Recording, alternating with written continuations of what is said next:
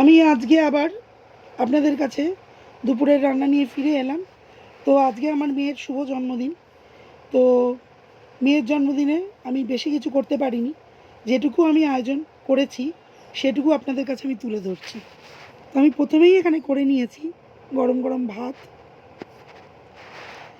তার সাথে করে নিয়েছি 5 রকম ভাজা, তারপর এখানে করে নিয়েছি পমফ্রেট মাছের টমেটো পেঁয়াজ আর অল্প করে সর্ষে দিয়ে একটা মাখো মাখো ঝাল। তারপরে এখানে করে নিয়েছি চিকেনের একটু বেশি করে তেল দিয়ে কষা।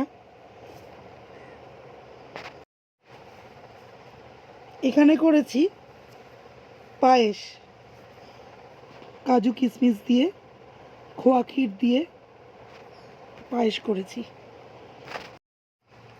আর লাস্টে শেষ পাতে মিষ্টিমুখ হিসেবে রেখেছি রসগোল্লা। তো এটাই হচ্ছে আজকে আমাদের জন্মদিনের মেনু। তো আমার এই ভিডিও যদি আপনাদের ভালো লাগে অবশ্যই একটা কমেন্টে জানাবেন, লাইক করবেন, শেয়ার করবেন, ফলো করবেন, সাবস্ক্রাইব করে দেবেন। শুভ দুপুর, টাটা।